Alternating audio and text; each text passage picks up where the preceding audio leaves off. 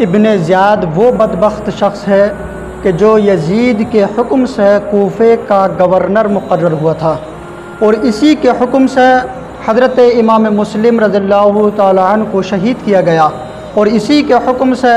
हज़रत इमाम हुसैन रज़ियल्लाहु ताला अन्हु पर पानी को बंद किया गया, आपको सताया गया, आपको पर जुल्म किया गया। इसी के हुक्म से आप पर जुल्म किया गया और फिर इसी के हुक्म से करबला के मैदान में 10 मुहर्रम को इमाम हुसैन रज़ियल्लाहु ताला अन्हु को शहीद किया गया, आपके जानिसारों को शहीद किया गया। इसी के हुक्म से इमाम हुसैन और आपके चाहने वालों पर बहुत ज़्यादा जुल्म किए गए। लेकिन अल्लाह रब्बुल इज़्ज़त की कुदरत का ज़रा अंदाज़ा कीजिए कि यही बदबख्त शख्स जब मुख्तार ने जो लोग इमाम हुसैन के कत्ल में शरीक थे उन सब को पकड़ पकड़ कर के सज़ा देने लगा, तो यही बदबख्त शख्स इब्न ज़ियाद 30,000 फ़ौज को लेकर के शहर मोसल में उतरा और वहाँ पर जब उतरा तो मुख्तार ने एक शख्स को चुना जिसका नाम तवारीख़ में इब्राहीम ज़िक्र किया है। उसको चुनने के बाद में एक फ़ौज का एक दस्ता लेकर के उसके मुकाबले के लिए भेजा। अब अल्लाह रब्बुल इज़्ज़त की कुदरत देखिए कि 6 साल पहले जिस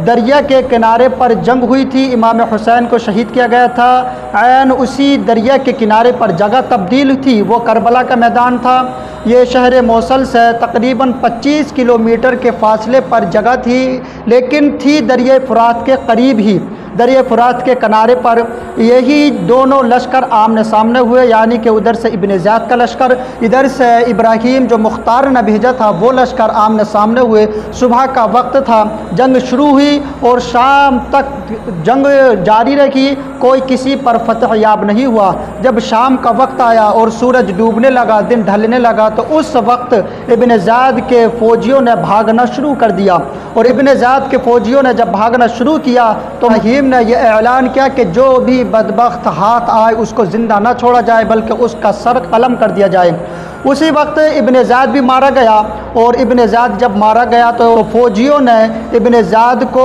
और उसके जो सरदार थे उनको कत्ल करके उनके सरों को इब्राहीम के पास भेजा। इब्राहीम ने कूफे में मुख्तार के पास उस इब्न ज़ियाद का सर और इब्न ज़ियाद के जो साथी थे, जो सरदार थे, उनके सरों को कूफे में भेजा। जब मुख्तार को ये पता चला तो उसने बहुत ही आलीशान तरीक़े से उसकी तैयारी की और जितने भी कूफे के लोग थे उन सब को बुलाया। बुलाने के बाद में ऐलान किया कि देखो जो इमाम हुसैन के जो कातिल थे, जो इमाम हुसैन के कत्ल में जो शरीक थे, उनको अल्लाह रब्बुल इज़्ज़त ने कितना जलील और रुस्वा अल्लाह रब्बुल इज़्ज़त ने उन लोगों को दुनिया ही में किया। ये वो बदबख्त शख्स के जिसके हुक्म से इमाम मुस्लिम को शहीद किया गया, इमाम हुसैन पर जुल्म किए गए और उनको 10 तारीख़ को शहीद किया गया।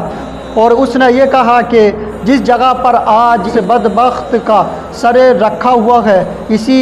जगह पर 6 साल पहले इमाम हुसैन का सर मुबारक रखा हुआ था। वही जगह है और वही तारीख़ है, लेकिन हालात देखिए, उस वक्त इमाम हुसैन रज़ियल्लाहु ताला अन्हु का सर मुबारक यहाँ पर रखा था। और रब्बुल इज़्ज़त की कुदरत देखिए, इमाम हुसैन रज़ियल्लाहु ताला अन्हु के जो कातिल थे उनको दुनिया ही में सज़ा दे दी गई। और एक रिवायत में यूँ बयान किया है कि जब इब्न ज़ियाद का सर और उसके सरदारों का सर ला कर के उसी जगह पर रखा गया जहाँ पर इमाम हुसैन रज़ियल्लाहु ताला अन्हु का सर मुबारक रखा गया था, तो अल्लाहु अकबर, उस वक्त एक सांप नमूदार हुआ और सांप वो निकलने के बाद में उस सरों पर जो सर वहाँ पर रखे हुए थे उनके ऊपर से होकर के गुजरा। और जब इब्न ज़ियाद का सर आया तो उसके नथने में दाखिल हुआ और नथने में दाखिल होने के बाद में मुँह में से निकल आया, फिर नथने में दाखिल हुआ, फिर मुँह से निकला। उसने 3 मरतबा ऐसा किया और इसकी और उस सांप को देख कर के जितने भी लोग थे सब खौफज़दा हो गए।